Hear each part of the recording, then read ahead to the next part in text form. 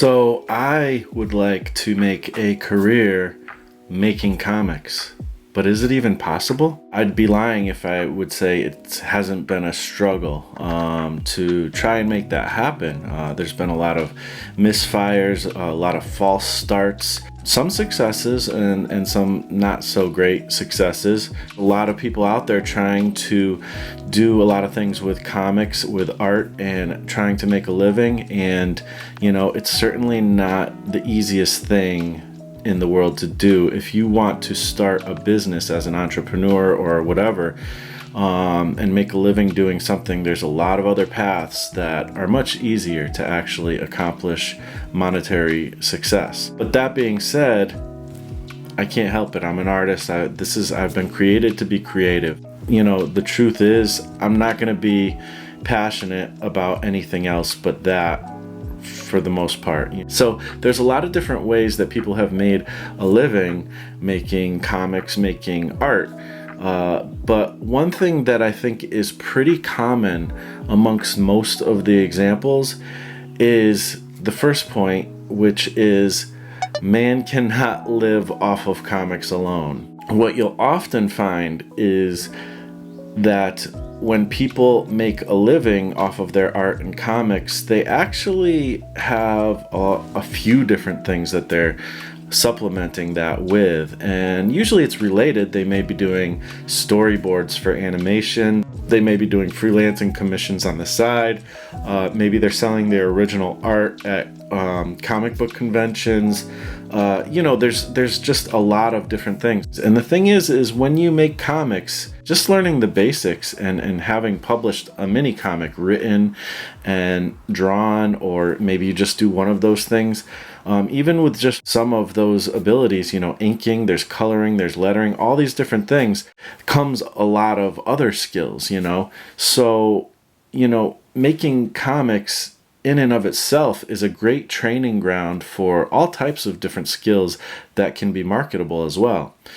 Just think about some of the other things that you can do. And to me, the actual selling of the actual comic, I don't think of that as even much of an income stream at all. Personally, I would like to sell my comic for as low as possible, get people interested in the story. The point is to tell a great story and to share that with the world, and to entertain and to educate and to, do all the awesome things, tell a great story, escapism, all the awesome things that stories provide for all of us in the world, So, really the comic to me is almost the giving part. It's like sharing. Like if I can make the cheapest I can make it, great. Like I'm not really focused on the money I can make from the actual comic. Most likely the work that I put into it, basically it's going to end up being a loss.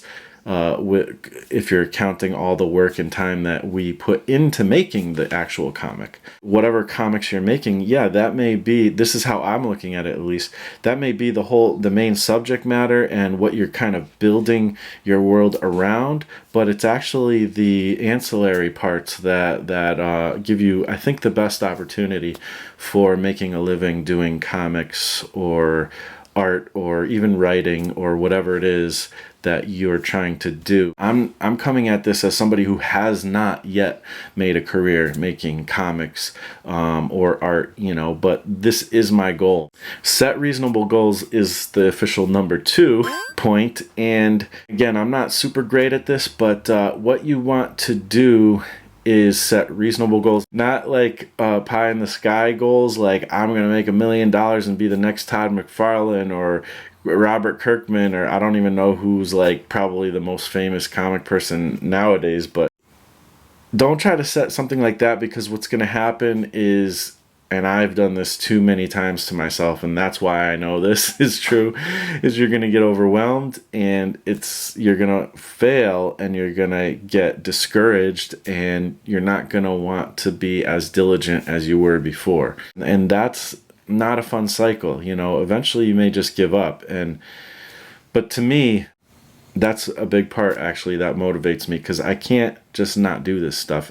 And for me, I want to do it so much that I want to do it for a living, so it's important to me. So set reasonable goals. Reasonable goals are, I'm going to set up my first income stream, just something to get started. So specifically, okay, I'm going to finish my first comic and publish it. Okay. Crowdfunding is actually a great thing to teach you how to set reasonable goals. So you do that, and okay, maybe, you're just doing a small comic and it's like, all I really need to print this thing is like $300, $500 or something. And you got to think about shipping, of course, and all that stuff. You do your research, you come up with a number that seems reasonable. Just try to get to that first one with the first comic. Don't try to like blow the world away, I mean, make as awesome a comic as you can, but like, don't like try to think you're gonna like make $100,000. Like, even if you do eventually get to that point, that still shouldn't be your only like stream of income. Like, if you make one thing your stream of your only stream of income, you're going to be vulnerable to loss, great loss, but if you have a lot of different streams of income, if one stream falls apart, you still have some other ones to you have a safety net, But reasonable goals, again, number 2, just make sure that you don't start with that big thing in mind. You can have that in the back of your mind, write it down on a vision board or a piece of paper or whatever, and know where you want to go. Like for me, I want to make a career making comics. I can't focus on that right now. What I need to focus on is my specific goal. So the next thing is number 3 is a timeline.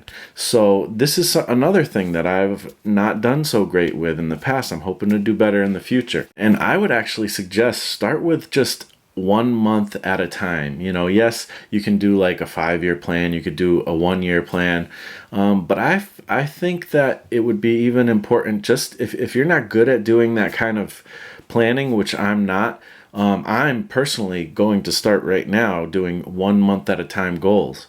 And the thing is you need to just get the ball rolling. Don't be discouraged by how far you have to go. Again, think about this month's goal and move towards this month's goal, and then reevaluate at the end of the month, and then think about next month's goal. Okay, so the 4th tip that I have for you today is, now you have your goal for this month. Now map out what are the steps to achieve that. And most importantly, what is your daily habit going to be to get from where you're at now to the goal you want at the end of the month? What is that? It's a good way to measure, like, is it even achievable to do what your goal is at the end of the month? Do you have enough days in the month, to make this happen?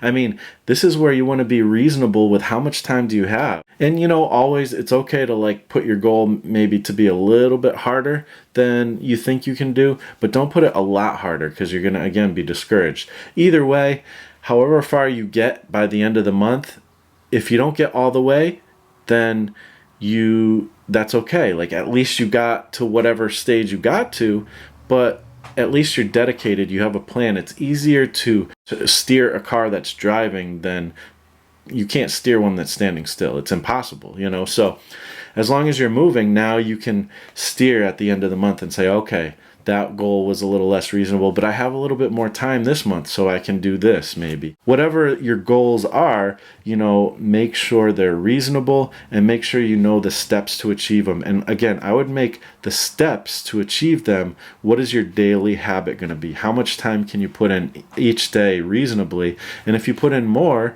and you do more, that's awesome, but if you don't make it all the way there, that's cool too. But at least you have a plan, and at least you can evaluate where you're at each month and move forward accordingly.